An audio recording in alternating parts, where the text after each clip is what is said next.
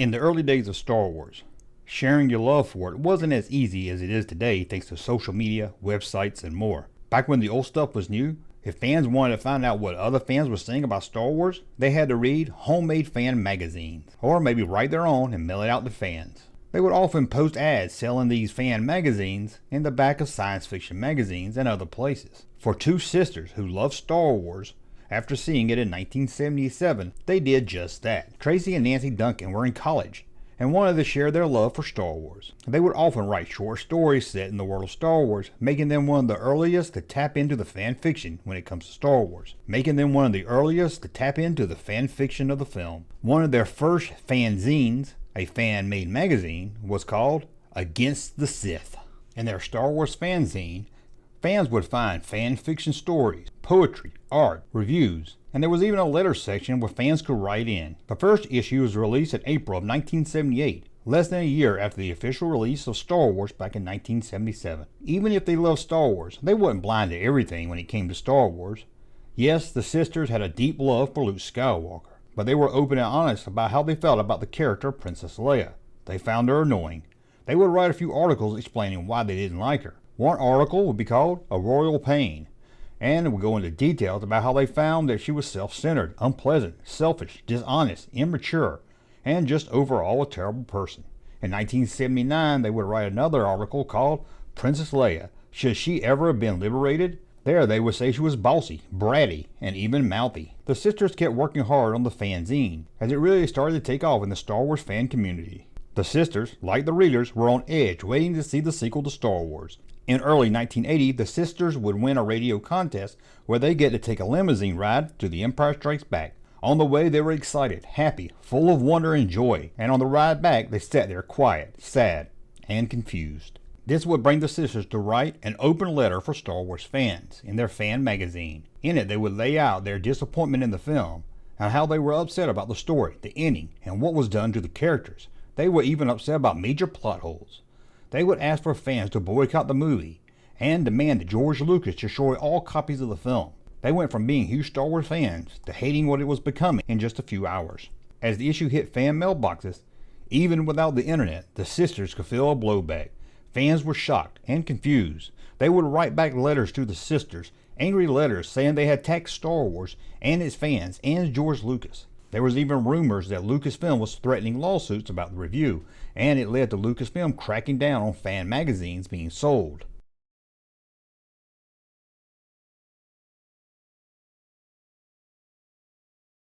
Tracy, dear readers and all concerned fans, it's as if someone died. Back in issue number 6 of Against the Sith, we wrote in an editorial that if the day came when we decided we were dissatisfied with the Lucas Star Wars saga, we would stop publishing Against the Sith.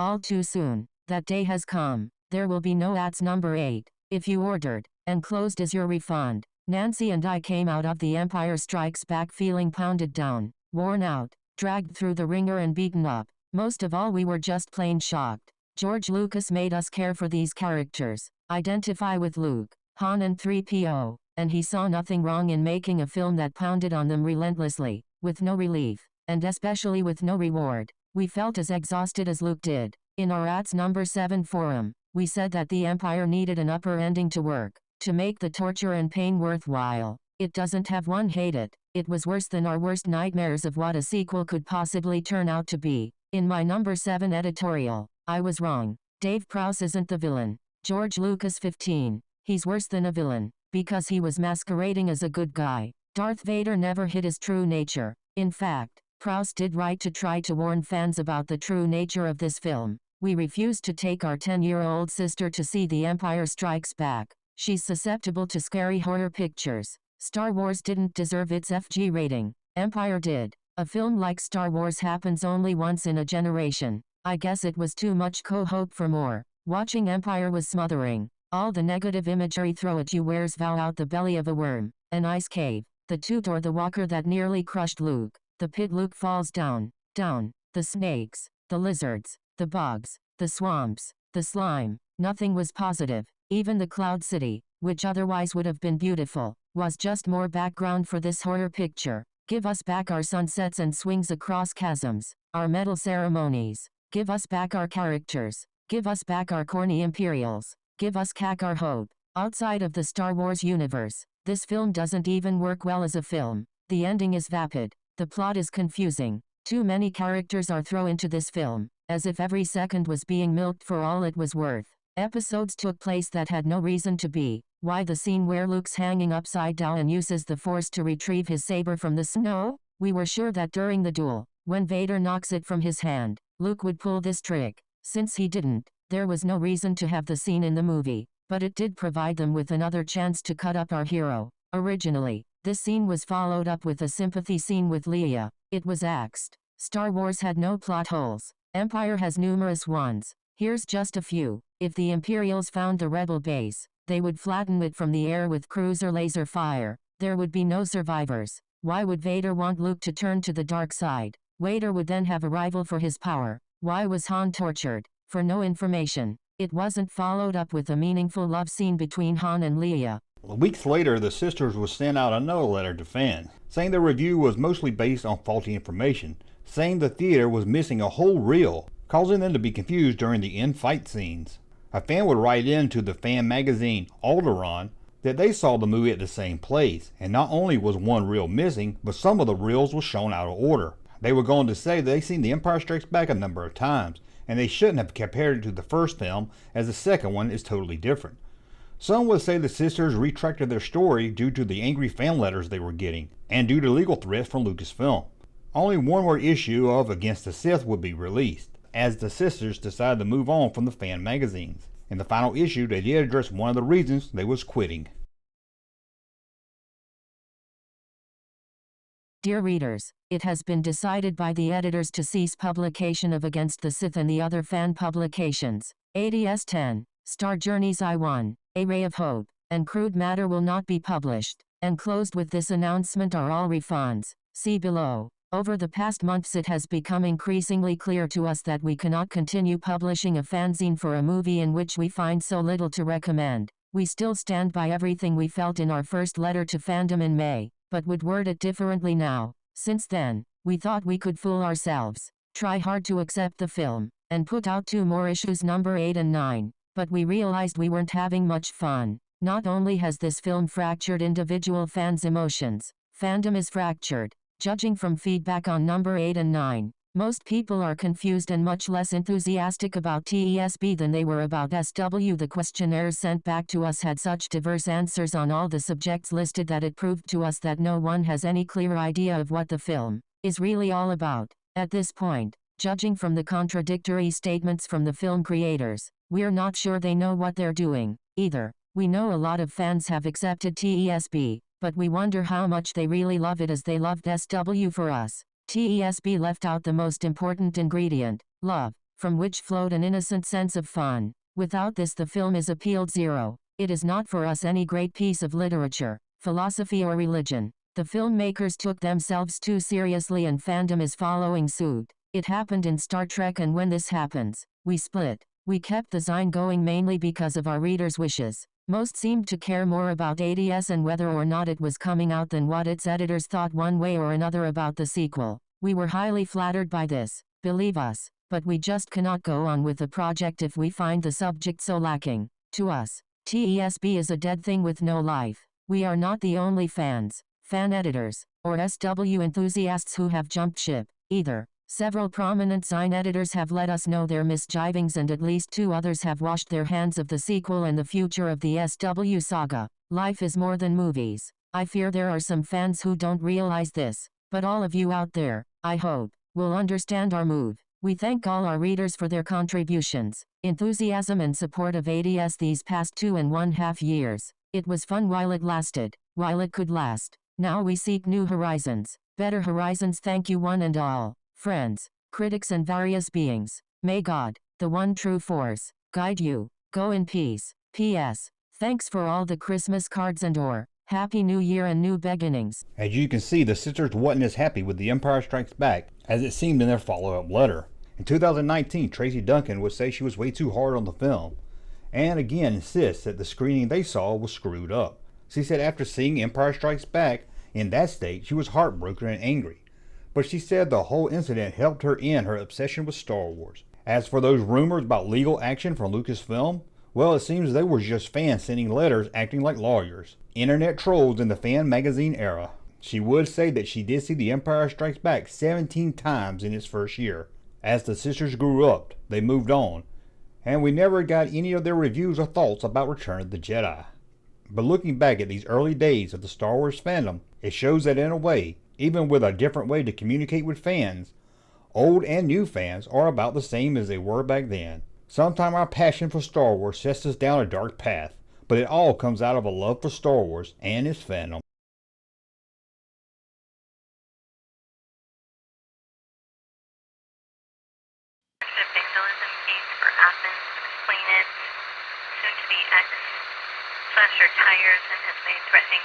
The attendance at Star Wars has been almost astronomical.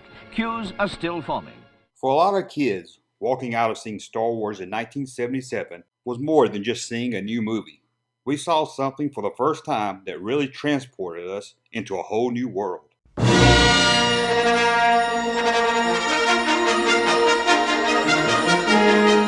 One of those many kids that felt Star Wars was more than just a movie was Lee Martz, who saw the film at 10 years old. Lee was what a lot of people thought about when they thought about fans of science fiction. He was a little shy, quiet, smart, and a bit of a loner. He was from a broken home in Kansas City where he lived with his father and had little contact with his mother. Also at home was Lee's younger brother Jimmy, who Lee looked out for and protected. For Lee, like many others, Star Wars was an escape and a dream that life could be better. Not just for a farm boy orphan like Luke Skywalker, it also proved that one that had dreams of writing science fiction, making model ships, creating films like Star Wars, dreams could come true.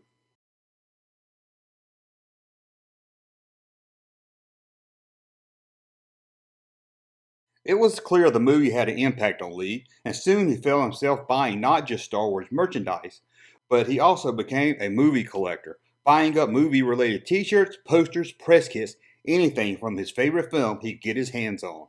In the summer of 1978, Lee called his local theater to try to get some movie posters. Answering the phone at the theater was 16-year-old Ralph Cochran.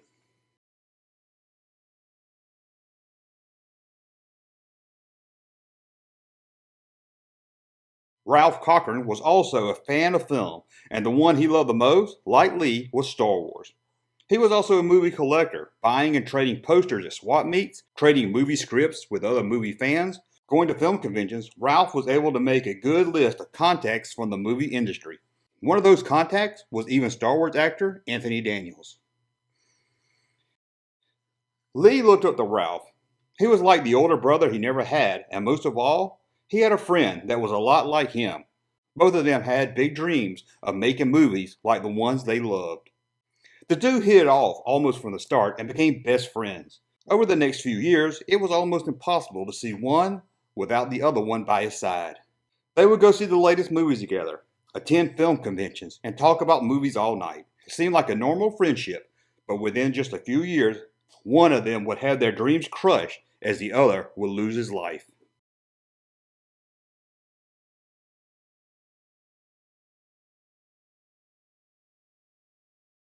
Thanks to Ralph's contacts within the film industry, the boys were able to grow their collection of movie collectibles. Lee would use all his allowance money, or any money that he could work up, to give to his best friend, who would then buy up movie props and scripts to upcoming films and some from their favorite past movies. These were small collectibles, and according to Ralph, they needed to up their game.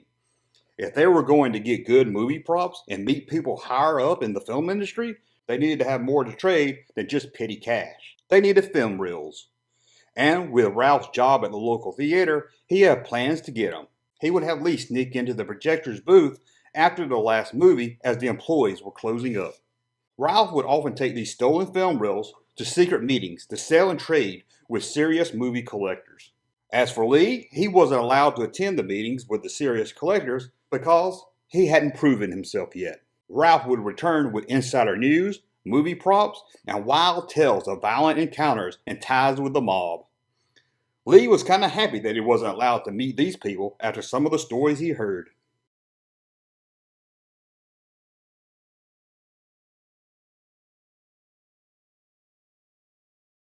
Finally, in 1982, all the hard work had paid off.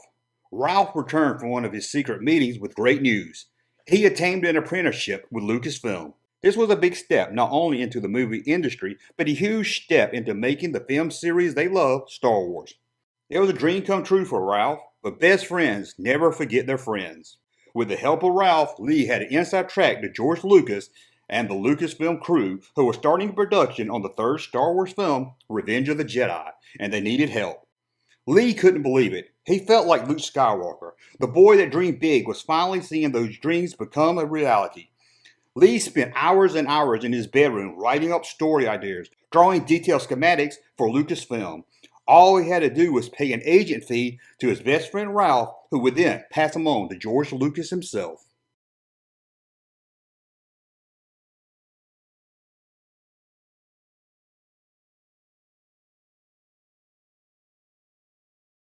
It seems the hard work was really starting to pay off, as a letter from Star Wars creator George Lucas showed up in Lee's mailbox in October 1984. The letter praised Lee for all his hard work, told Lee how impressed Lucas was of his drawings and ideas, and how he worked a lot faster than his Lucasfilm employees. In another letter from George Lucas, dated December 1982, Lucas wanted to know when Lee would be able to come out and start working officially for Lucasfilm, and when the two could finally meet up and shoot the bull. Lee couldn't believe it. He was getting letters from the man that changed his life just a few years ago with the release of Star Wars. He sat down to reply back to his new boss. In the letter, Lee thanked him for his letter, joked about how he hoped E.T. didn't beat Star Wars at the box office, and told Lucas that he did plan to fly to California in the summer of 1983. He also included designs for a new rail base that he was sure Lucas and his team would love.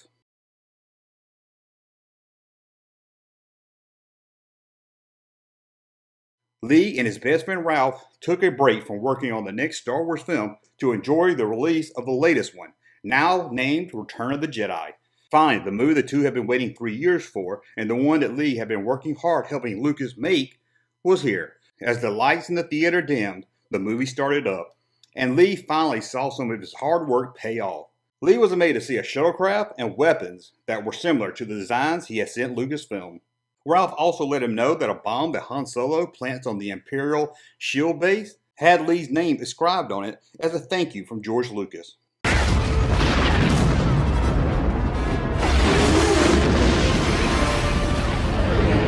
Leaving the film, Lee was on a high, not just from seeing the latest Star Wars movie, but feeling he was now part of Star Wars. Exiting the theater, the two saw a limousine. Sitting in the back was George Lucas himself, who waved at the two before driving off. It was clear to Lee he had spent over $5,000 in the last 4 years, sending Ralph his lunch money, money he earned from a part-time job, and at times taking his dad's credit card.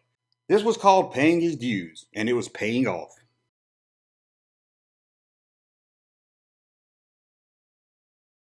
The biggest dream of a young 16-year-old science fiction fan was not just seeing their work in a Star Wars film, but to see theirself in a Star Wars film. George Lucas needed a teenage boy to play Luke Skywalker's son in the next Star Wars movie. And according to Ralph, Lucas wanted Lee.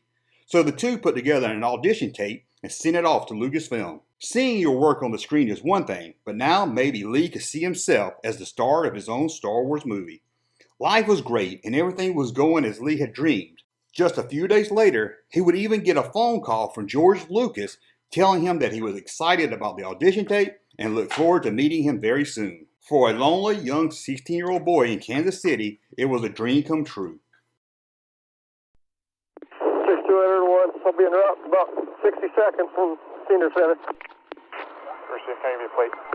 On August 27, 1983, Ralph Cochran was found laying in the grass next to his Chevy with the license plate that read Jedi. He had been stabbed more than 35 times with a butcher knife. Also found at the scene was Lee's younger brother Jimmy, and even Lee himself. In an interview with police, both boys confessed to killing Ralph with a butcher knife. Police said Lee showed no remorse and believed Ralph would magically return soon, much like a Jedi Knight. How could this turn so tragic? Why would a young teenager who was seeing his dreams come true take the life of his best friend? Ralph had quit his theater job in 1983 and was now working at a local Taco Bell. There he made a lot of new friends and found a lot of trust with them. So much trust with his new co-workers that he started to bragging about how he had been fooling his best friend, Lee, making him think he was working for Lucasfilm. How he even hired a guy with a fake beard to wait from a limousine. How he wrote letters to Lee as George Lucas.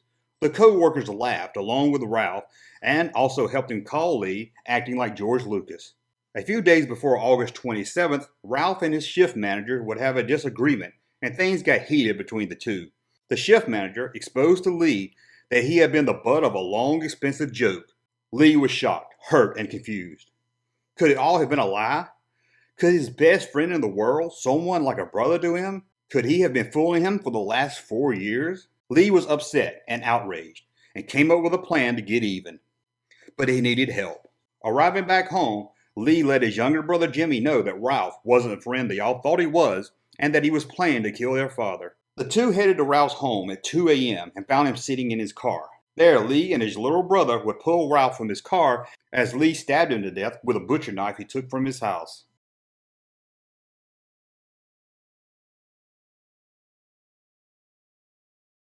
As investigators searched Lee's room for more clues as to what set him off, they were shocked at the quality of Lee's writing, drawings, and storyboards. They were so impressed with what they were reading, they contacted Lucasfilm himself to make sure he wasn't working for them. Lucasfilm told the investigators they never heard of Lee. Ralph Cochran was laid to rest a few days later, dressed in a Return of the Jedi t-shirt as the John Williams theme music played. Jimmy, the 13-year-old little brother, pled guilty to voluntary manslaughter, where he would have his case reviewed every 4 months. As for Lee, he pled guilty to second-degree murder. He was sent to the state hospital and had to remain under their care until doctors declared he was cured. He was diagnosed with paranoid personal disorder and was extremely immature for his age, although doctors said he had a very high IQ. From his hospital cell, he would spend his time doing what he loved doing the most, writing science fiction. He wrote a book called The Lost Tomorrow that workers at the hospital said they couldn't put down. In 1987, Lee was moved from the state mental hospital to stand trial for murder. There he pled guilty for second-degree murder and was sent back to the state mental hospital. In 1989, after 6 years, Lee was released from the mental state hospital and placed on probation. This is an extreme case of a joke that went really too far, and sadly had a tragic ending for 3 young men.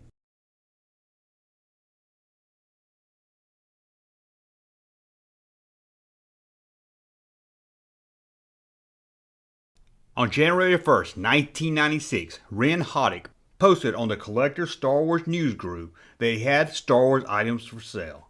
At the time, this was a place for collectors to buy, sell, and trade with others. This was a time before it was easy to pay over the internet with credit card, at least person to person, so the buyers would have to take a lot of risk. A new seller to the community would often raise a lot of questions. A collector would post their experience with the seller to see if he could be trusted. Being that you mostly had to mail the seller a check, wait weeks for your item, you can see where this could be an easy way for people to rip off others. By the time the check cleared, the seller could be gone and their email address canceled. The post in 1996 may have raised a few eyebrows, but didn't really alarm most buyers. Here was a seller who posted a list of his Star Wars items for sale. Even if most users didn't think anything about it, it did raise a few questions to some of the buyers. For one, everything on his list was listed as being C10.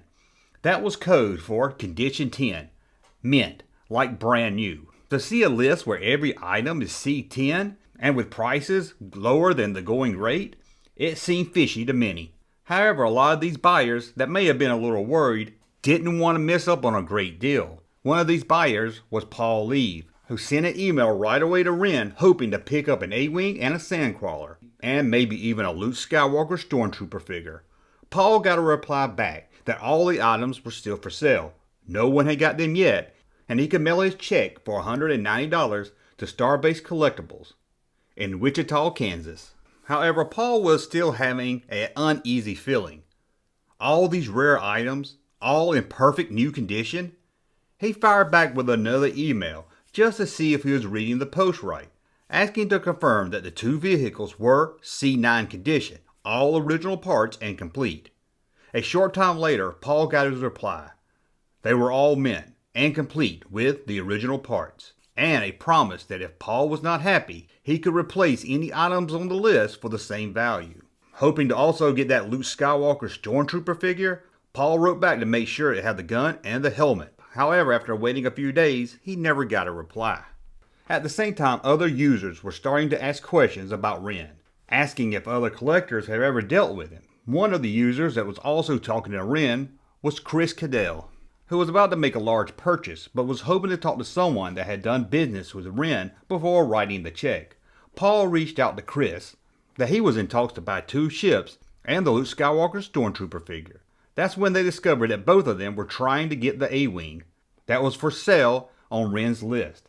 It seemed both were told they could buy it. Could Ren have 2 of these rare ships? It's possible, but 2 in new mint condition? It seemed unlikely. And they soon found out that Ren had promised to sell the A-Wing to yet another collector. A dealer might get lucky and have 2 A-Wings for sale in good condition. But 3? 2 was hard to believe, and 3 was impossible to believe. Now, with people starting to question if Ren could be trusted, he came back to the news group on the 7th of January with a statement or defense. In the post, Ren goes on to explain that he was getting tons of email about his post, most asking the same question, if it was mint and if it was complete. He said that he couldn't reply to all the emails and that people shouldn't even ask, saying that if they wasn't complete and mint, he would have said so in the post. He added that he had been collecting these items for years in order to sell them off later. After blaming some of the lack of replies on AOL, Ren let everyone know that he was a soon-to-be father and that selling items and never mailing it out was mail fraud and punishable by jail time, something he wasn't willing to do for a few $100s. He also added that he might be new to the Star Wars Collectors New group, but he has sold other action figures in other groups over the last few years. Some users started to search for those other sales ads and try to talk with people that had bought from him, but nothing came up. At least nothing posted under the same AOL email address.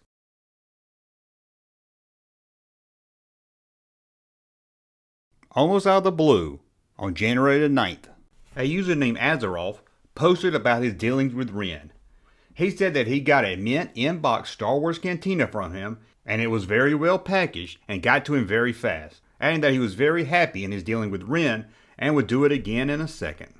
That same day, collector Gus Lopez, who had been watching the drama and taking notes, posted that Ren had on reserve with buyers 8 A-Wings, 8 B-Wings, 7 Tatooine skiffs, 7 Sandcrawlers, 4 TIE Fighters, 3 Slave Ones, 3 Vader TIE Fighters, 2 Shuttles, 2 X-Wings, and a Partridge and a Pear Tree. A dealer with 7 mint condition skiffs, 8 A-Wings? Gus, like many others, knew this was too hard to believe. But what about that post? That guy that said he bought from Ren and would do it again in a second. Well, user Corrado did a little digging to find out. And other than this post about Ren, he hadn't posted on any other news group before. Finding that odd, he did a little bit more searching. It seemed Azeroth was using a computer linked to Southwest Net that was based out of Wichita, Kansas, the same city Ren had listed for his shipping address and store Starbase Collectibles. It also seemed Ren and Azeroth would post on the same day within the same hour. Case closed, right? Well, not yet. It seemed half of the news group felt Ren was a con artist trying to rip off Star Wars collectors, while the other half felt he was being harassed and was being accused of something with no proof. Both sides did have a lot of questions for Ren, and on the 10th he posted answers to a few of those questions, starting out that post saying that he was not the Azeroth user. Second, he said he would not give people his real name or phone number, saying he didn't want people calling him at home.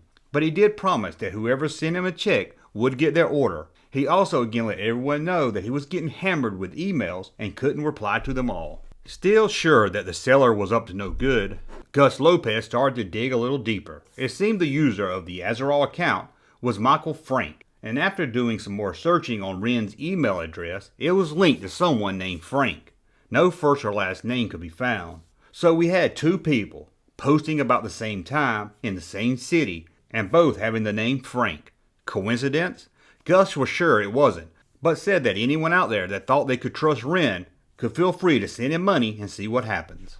Newsgroup user Tango then posted asking Ren to answer some questions, like why wouldn't he call the buyers? Why did he say he posted on other news groups, but no one could find those posts? And if he had all of these ships in mint condition, And did he remove them from unopened boxes? Wren replied to answer the questions, again complaining that his AOL email was full and he was trying his best to reply to all that he could.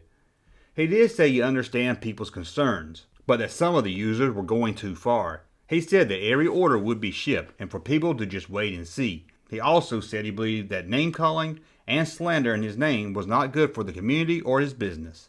However, in the post he failed to answer most of the questions that were raised.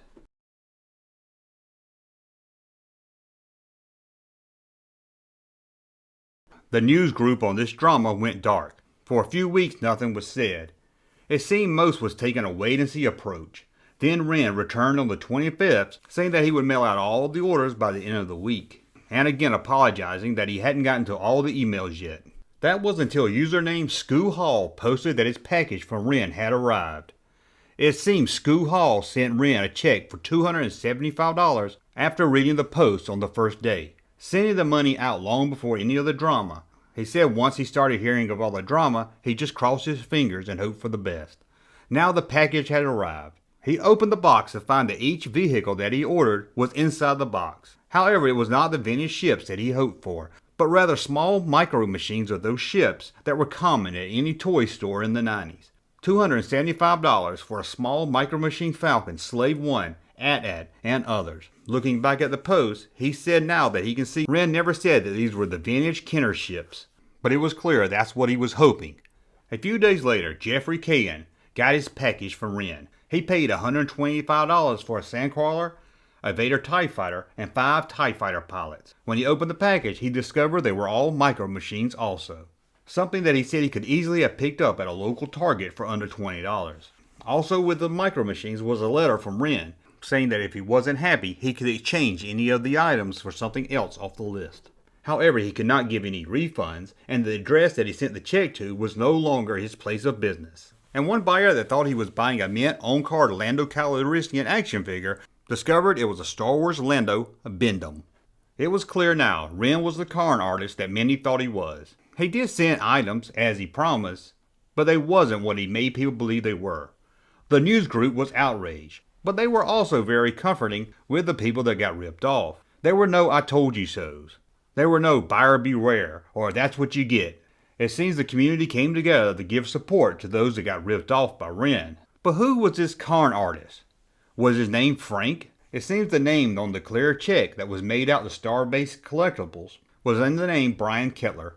It was also found out that the AOL account was owned by Douglas Kelter. It seems the two were working together.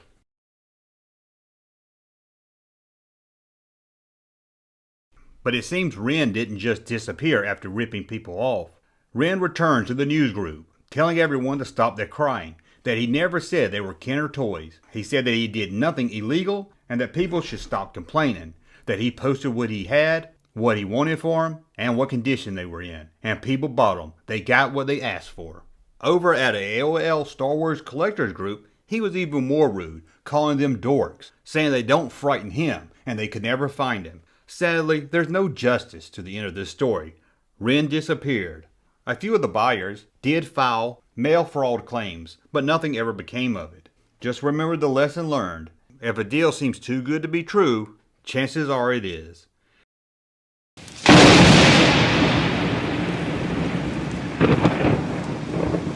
It was really a betrayal by someone who I had considered a friend for about 20 years. LA talent manager Zach Tan had been a Star Wars collector, buying up and selling Star Wars items for years. During those years, Zach has built up a network of trust among collectors who would often sell or trade rare items, or work with collectors to find that rare piece they were looking for. On February 3rd, 2017, Zach got a simple text message that came from one of those trusted friends. I have a biggie. Are you sitting down? The text was from Carl Cunningham, a Georgia native and longtime collector. After years of collecting, Carl was starting to sell off some of his prized possessions and wanted to give Zach the first look at what he had to sell. The next text to come up would show something Zach could not believe. He sat down, looked at the photo again. Was he seeing it right? Was he really being offered the holy grail of Star Wars collecting? A unreleased 1979 Boba Fett prototype with rocket-firing missile. At this time, the last known prototype had sold for around $20,000. Not only was this a rare figure, it was real. There have been many fakes over the years, but this figure was graded by the CIB, and without a doubt, this one was real. Carl and Zach made a deal. Zach started to pull together the money. The undisclosed amount was more than Zach was accustomed to spending on Star Wars, but he got half of the money together. Now all Zach had to do was wait, as Carl was out of town and wouldn't return back home where he stored the Boba Fett for a couple more days. It would be a hard, long wait, but Zach felt it was worth it. Philip Wise, the founder of one of the most popular websites for Star Wars collectors called Rebel Scum. The name was taken from a small but very memorable line from Return of the Jedi. You rebel scum. The website started up in 1996 as Philip's Star Wars Pictures, Toys, and Thoughts. Since then, the site has grown to a staff of over 10, and its message board area has become the hangout for collectors of the old, new, or the strange. Phil was also a serious collector of Star Wars toys himself, and for years, he would often talk with other Star Wars collectors and help new collectors learn more about the hobby on the Rebel Scum message board. Philip had always been there to help out and to share his love for Star Wars with anyone. On February 12, 2017, Philip would post a message asking for help. Philip had discovered that his graded prototype rocket-firing Boba Fett was missing from his workshop museum. This wasn't just misplaced. It was, without a doubt, stolen. Philip wanted anyone that saw a rocket-firing Boba Fett for sale to let him know, as it was a good chance it was his.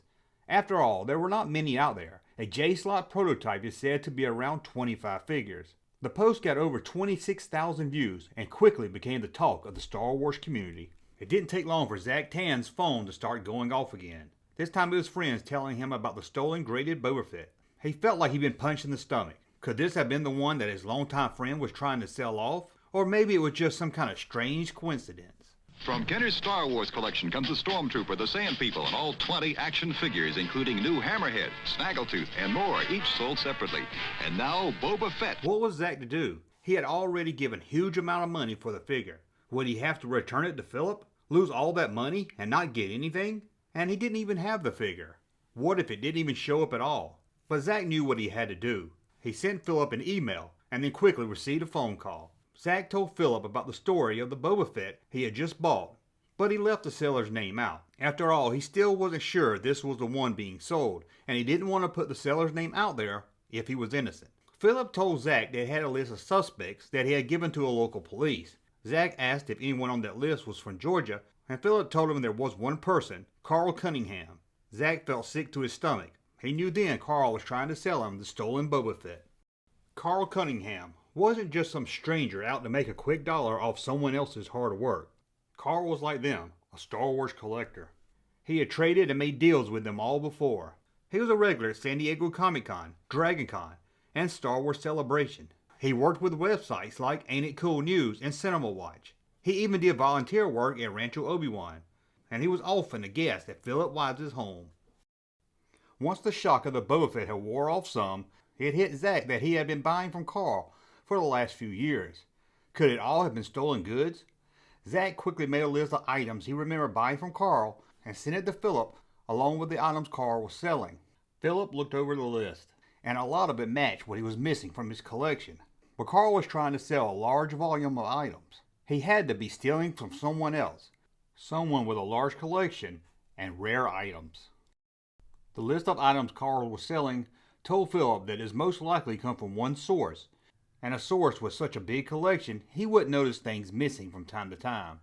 There was only one person it could be, so Philip picked up the phone to break the news to former Lucasfilm President of Fan Relations, the owner of Rancho Obi-Wan, the man that the Guinness Book of World Records says has the biggest Star Wars collection in the world, Stephen Sansweet. After hearing the news, Stephen and his team took inventory at Rancho Obi-Wan, and a lot of the items that Carl had sold or was trying to sell off were missing from the museum. As news got back to Zach, he started to think back to dealing with Carl and wondered why he never noticed anything earlier.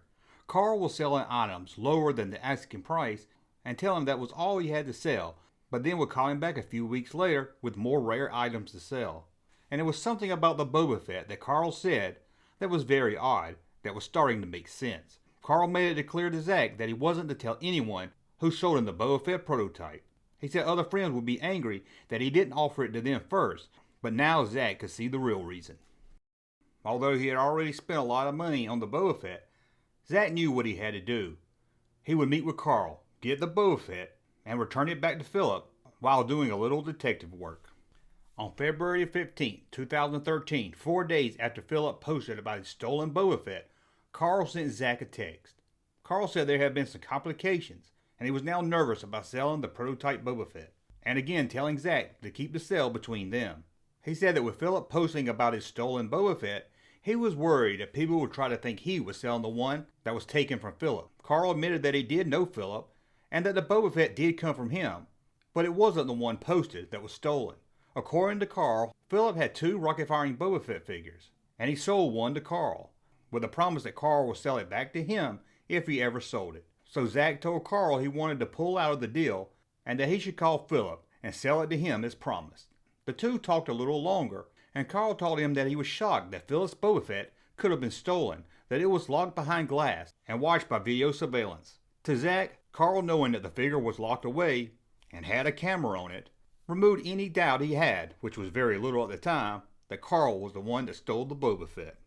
Zach received part of his money back, and Philip called Carl, telling him that he and others knew that Carl took the Boba Fett. In that phone call, Carl admitted what he had done, and returned to Philip the Boba Fett, and then reached out to Steven Sansweet and confessed that he was the one that took the items from Rancho Obi-Wan when he was there doing volunteer work 3 times. Welcome to the expansion. Steven Sansweet was angry and felt betrayed. After all, Carl was what Steven thought was a trusted friend that shared the same passion of Star Wars merchandise as he did. Steven contacted the local police, who issued a warrant for Carl's arrest. Well, it was really a betrayal by someone who I had considered a friend for about 20 years, and so he knew the way we worked, and we gave him, as we have given other people in the past, but unfortunately no longer, free reign of the museum.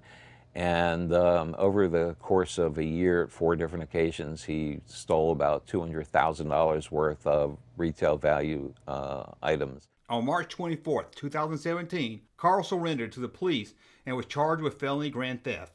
He pled not guilty, posted a $25,000 bail, and would later change his plea to guilty. The whole thing was a buzz around the collector's world, but really didn't travel far from there until June 5th, when Steven posted on the museum's website the details of losing more than 100 items and named Carl as the thief. The news was then tweeted out by Chewbacca himself, Peter Mayhew, and then retweeted by Mark Hamill. And that started a snowball where others would tweet the story out, and press started doing articles about the theft. Collectors groups, message boards, everyone was having their say, even swapping around memes of Carl. Taking items was one thing, that was bad enough. But many were shocked that he thought he could get away with taking something so rare like the rocket-firing Boba Fett from a well-known collector, and then trying to sell it off to other well-known collectors. And then the fans started taking things a little too far, sending Carl and his family death threats, calling the place where Carl worked until they got him fired. Some fans even tracked down his young children and sent them harassing messages. It was one thing for someone to steal your beloved items, but for it to turn out to be a fellow collector and a friend you had for years made it so much worse. Even to those that wasn't one of his victims, they felt betrayed and hurt. I just want to make up for it. I have no excuses.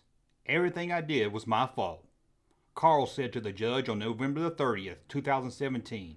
He had arrived to the court to be sentenced, alone, no friends, no family, just Carl.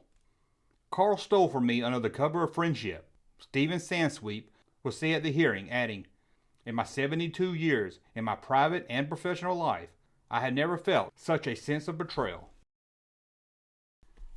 Carl was sentenced to 12 months and 2 years probation, and he was also ordered to pay Steven over $185,000 and pay back the rest of the money they owed to Zach. However, he would never spend time behind bars. 2 weeks before he was to serve his time, he was placed into the Detention Alternative Program, a program for non-violent offenders who had expressed remorse. He had to wear an anklet monitor and moved to California. While under house arrest, Carl started to work with a therapist over Skype and joined a sport group. Everyone that knew Carl all had very positive things to say about him. That was before the theft, when he was like them, a fan. Carl will cite a loss of a job, too much pride when he was needing help, as for some of the reasons for taking the items. He also acknowledged that that was an excuse for what he did. He said that he felt Star Wars and collecting over the years had took over his life, that it became more than just a hobby. After this event, Carl has put Star Wars, the toys, and collecting behind him and has tried to start over with a new life, knowing he could never heal the wounds he had caused Zach, Philip, Stephen, and the community.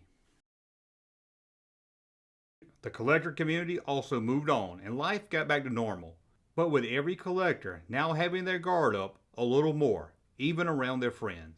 Steven Sansweep had to issue a new rule for the Rancho Obi-Wan staff. No one would be left alone in the museum or warehouse ever again. Collecting is a great hobby and can bring joy into your life that never would have come without it, and even bring you friends you never would have met.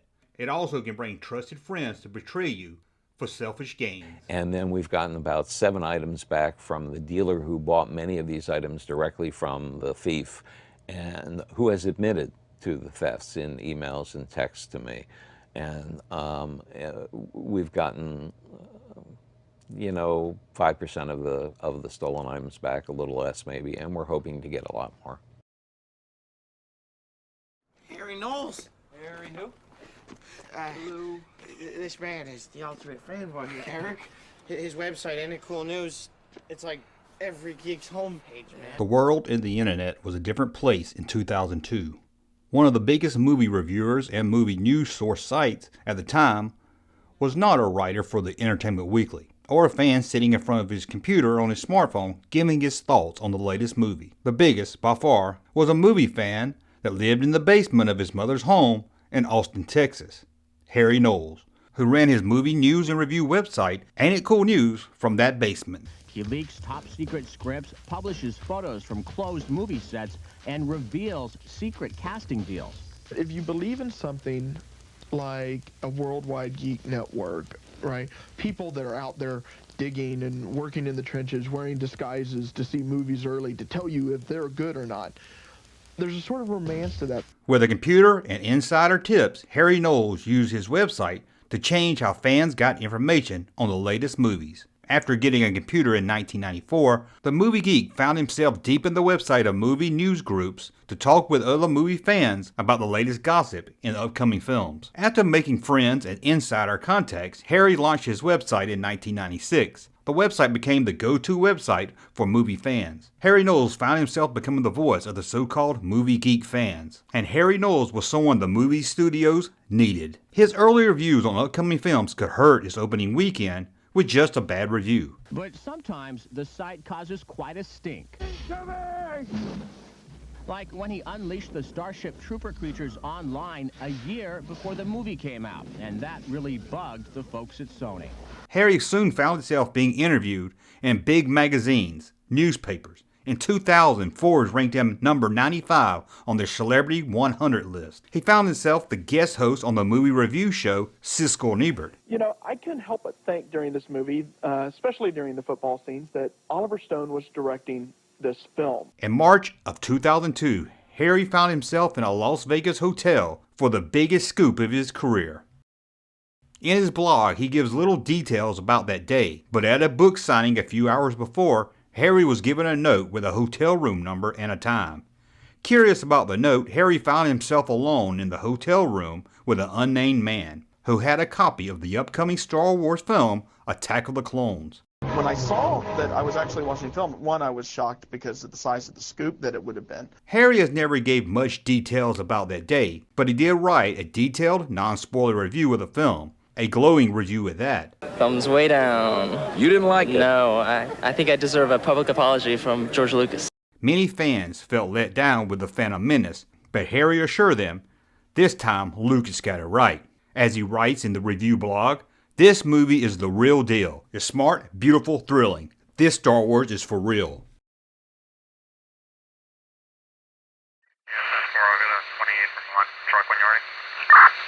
7 months later, former Lucasfilm employee Shay O'Brien Foley was arrested in Burbank, California and charged with 13 felony counts of theft for stealing sound effect recordings, images, video files, storyboards, and video files. He was also charged with 4 counts of unlawfully access to a computer system. Foley was a production assistant at Lucasfilm at the time of the theft.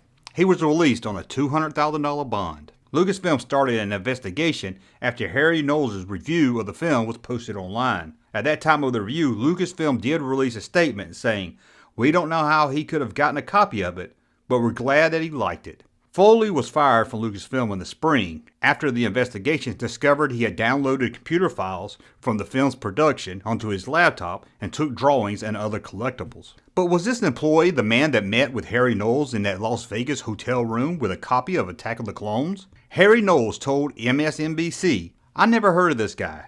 He was not the one that showed me the movie."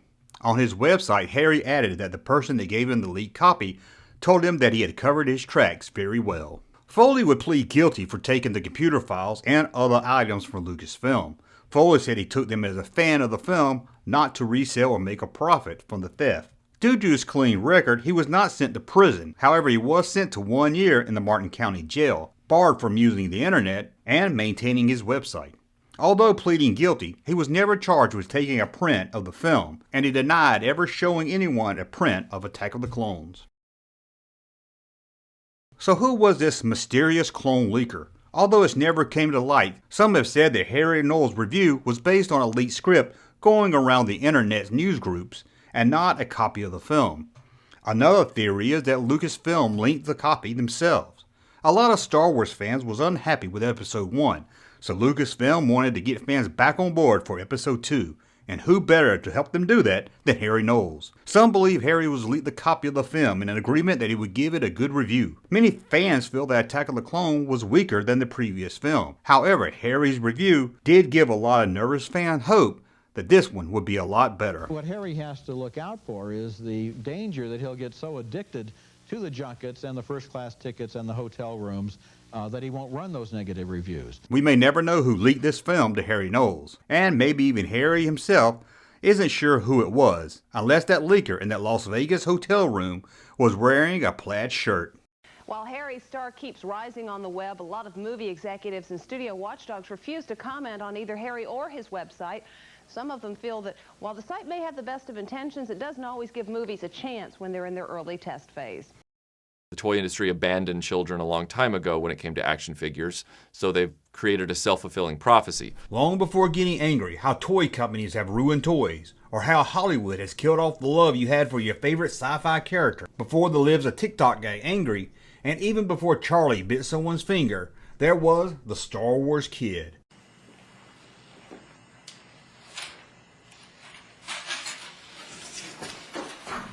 A video that would go viral before going viral was a thing. Back even before YouTube. Back when downloading a video could take hours, even longer if your mom picked up the telephone. Back in November 2002, 15-year-old Raza would pick up a golf ball retriever that he found in a small room at his high school and do what any kid would do. Well, let's be honest, not just kids, what anyone would do with it. He started swinging it around like it was a double-bladed lightsaber. Raza also did something he would later regret. He turned on the school's video camera and recorded himself. Using the school's tape of a basketball game, Raza recorded himself swinging around the golf ball retriever like he was a full-fledged Jedi Knight. Thinking nothing much of it, Raza went on with his life. The tape then was found by other students at the school. Rather than taping over it, they decided to pass it around to others at the school. Not really to show the skills of the student Jedi, but mostly to poke fun at him. As the buzz got around school, it landed in the hands of one student named Corey, who was able to transform it from a VHS file to a video file.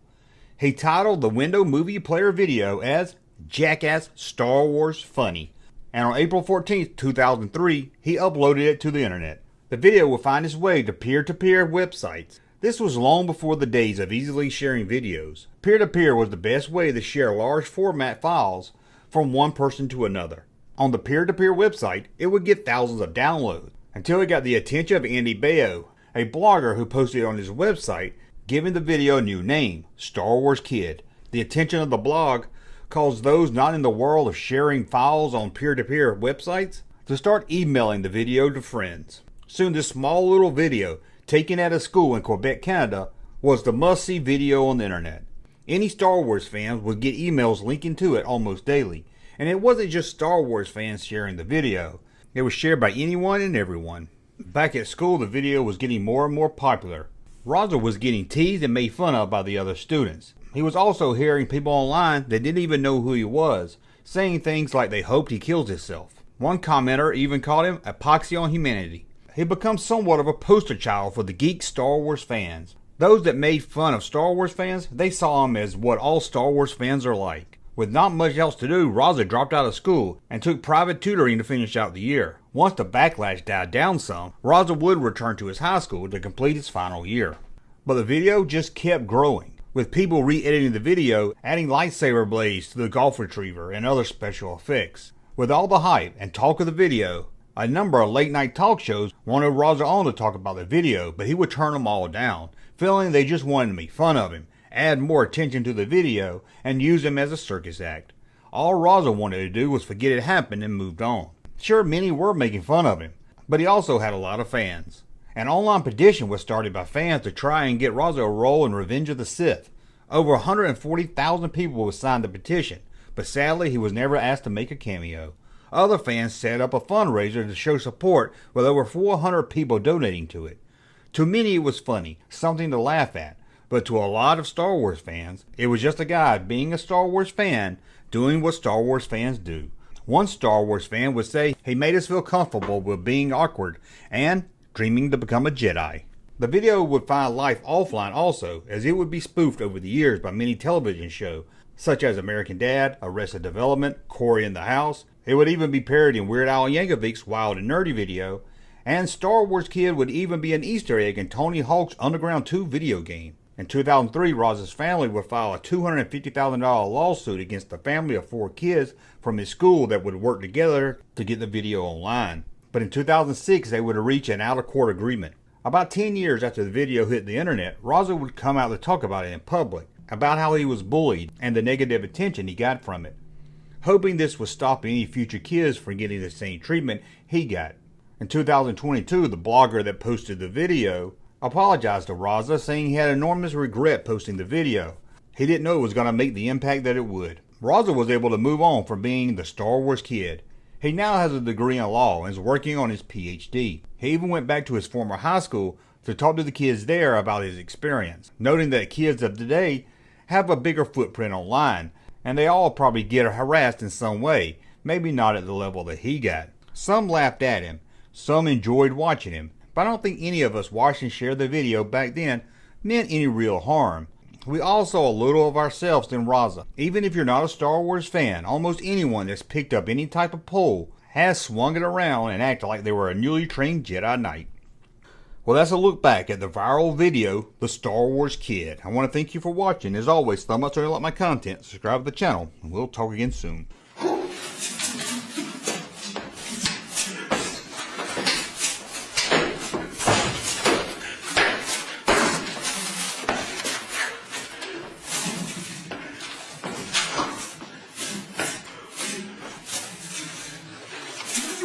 Hey, Junkman channel popping though.